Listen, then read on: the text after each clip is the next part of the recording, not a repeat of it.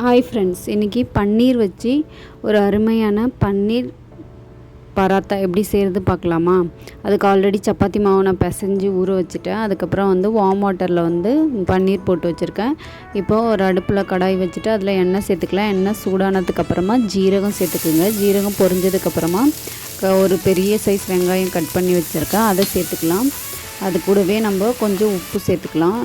சேர்த்துட்டு அது வதங்கினதுக்கப்புறமா இஞ்சி பூண்டு பேஸ்ட்டு, அதுக்கப்புறம் குடமிளகாய் சேர்த்துக்கலாம். குடமிளகாய் இல்லை அப்படின்னா நீங்கள் நார்மல் பச்சை மிளகாவே சேர்த்துக்கலாம்.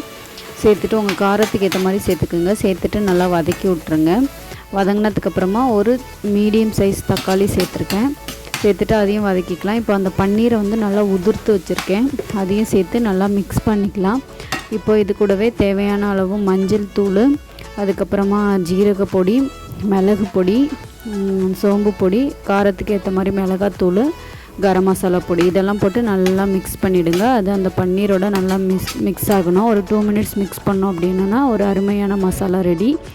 இப்போது சப்பாத்தி மாவை எடுத்து நம்ம அதை திரட்டிட்டு இப்போ இந்த மசாலாவை அதுக்குள்ளே ஸ்டப் பண்ண வேண்டியதான். இது ஷேப்பு நீங்கள் என்ன ஷேப்பில் வேணாலும் தேய்ச்சி எடுக்கலாம், அது உங்களோட விருப்பம். இப்போ இது கூடவே நான் சீஸ் சேர்க்குறேன். சீஸ் சேர்க்கணுன்னு அவசியம் இல்லை. சீஸ் சேர்க்காம அந்த மசாலாவும் நல்லா டேஸ்ட்டாக இருக்கும். உங்கள்கிட்ட சீஸ் இருந்தால் சேருங்க, இன்னும் நல்லாயிருக்கும். இல்லைன்னா அந்த மசாலா மட்டுமே போட்டு நீங்கள் செய்யலாம். இப்போ நம்ம ஸ்டப் பண்ணியாச்சு. பொறுமையாக தேய்ச்சி எடுத்துடலாம். இது தேய்க்கும் போது பார்த்து தேய்ங்க, இல்லைன்னா மசாலா வெளியில் வரும். இப்போ எல்லா இதையும் தேய்ச்சி எடுத்துட்ட சப்பாத்தியும் இப்போ தவா சூடாக்கிட்டு நம்ம சப்பாத்தியை போட்டு எடுத்துடலாம். இதை நல்லா 2 பக்கமும் திருப்பி திருப்பி போட்டு நல்லா வேக வச்சு எடுக்கணும்.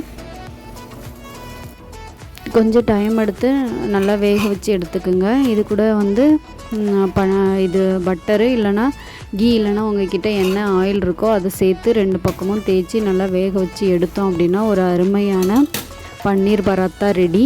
நீங்கள் இதை வெறும் தயிர் வச்சு சாப்பிட்டாலே நல்லா டேஸ்ட்டாக இருக்கும். இதே மாதிரி நீங்களும் உங்கள் குழந்தைங்களுக்கு செஞ்சு கொடுங்க. பிடிச்சிருந்தால் லைக் பண்ணுங்கள், ஷேர் பண்ணுங்கள், சப்ஸ்கிரைப் பண்ணுங்கள். வீடியோ பார்த்த அனைவருக்கும் நன்றி. அப்படியே ஒரு லைக் பட்டனை தட்டி விடுங்க. தேங்க்யூ.